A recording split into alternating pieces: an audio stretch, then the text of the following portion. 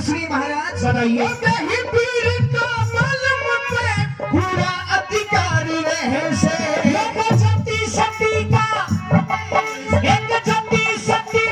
दुनिया में जोड़ा एक सार रहे से सती का दुनिया में जोड़ा एक सार रहे से का प्यार रहे से वन में जो फिर मोज करे जा वन में का प्यार रहे से वन में जो फिर मोज करे जा वन में यो खड़ा चंदर तेरे हिमात ये तेरा लटका झटका भटका तेरी याद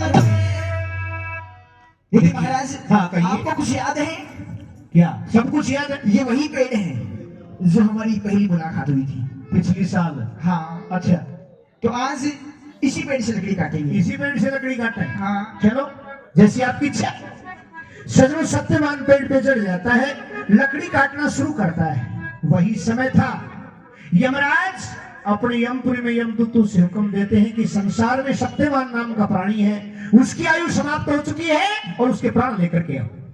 यमदूत आते हैं और पेड़ पर चढ़े हुए सत्यवान को घेर लेते हैं।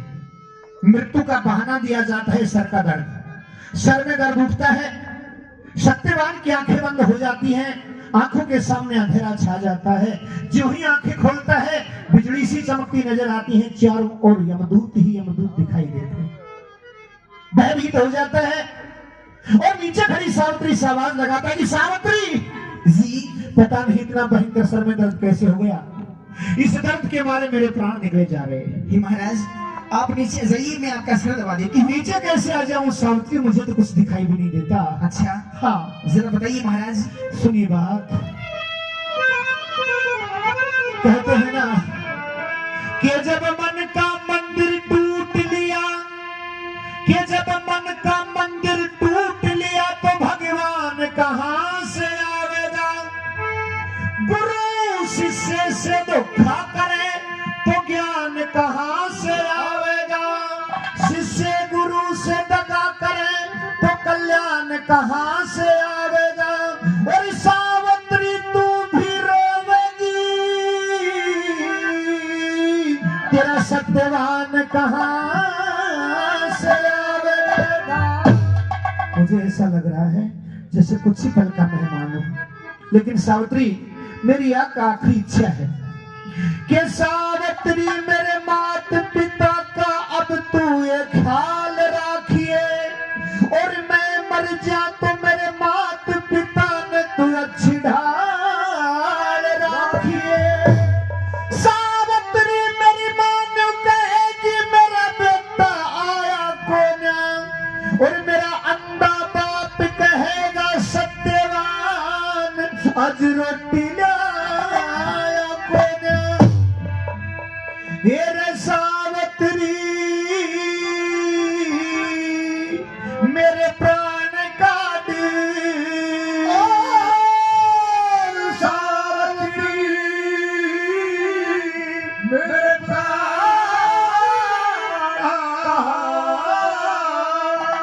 कोई ले जाना चाहे से।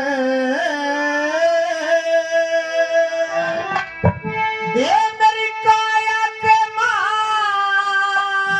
इस भड़क लागेगी, मन चक्कर सा आवे से। सावित्री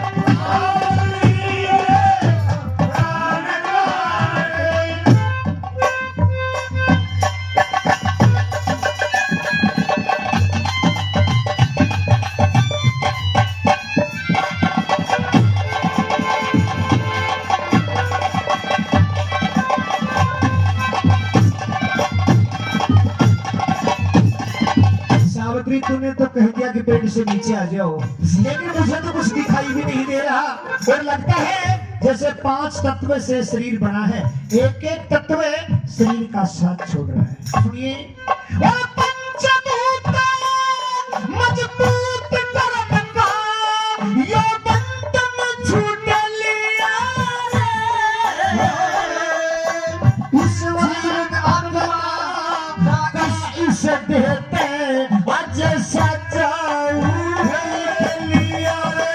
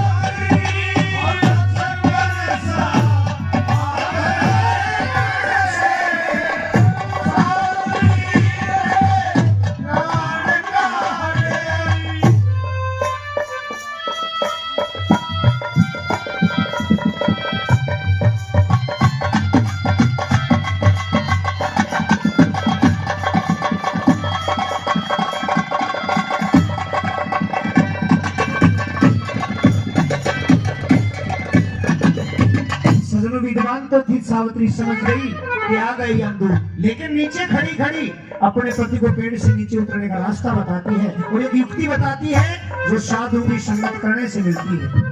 क्या बचने?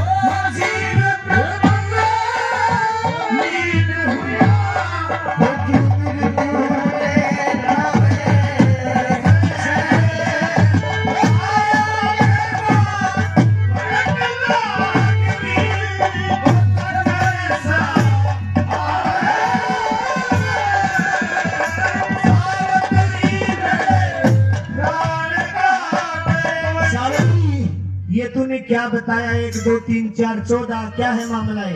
ये 14 चौकी काल की होती है। 14 चौकी काल की होती है। आप इनसे मत बुलाइए, आपका कुछ नहीं बिगाड़ेंगे। फिर ये 21,606 क्या मामला है? बताते हैं कि हमारी गणित के अनुसार कि मनुष्य 24 घंटे में 21,606 सांस लेता है। आप सांसों को रोक लीजिए, क्योंकि जो सांसों की कुंजी है इसे रोक लीजिए, आपका कुछ नहीं बिगड़ेगा। और फिर प्राणायाम करके सत्यवान पेड़ से नीचे आ जाता है, जहां सावित्री बैठी थी उस जगह जाकर के अपना कुल्हाड़ा छोड़ देता है और उस बेहोशी की हालत में सावित्री के घुटने पर सर रखता है और कहने लगा,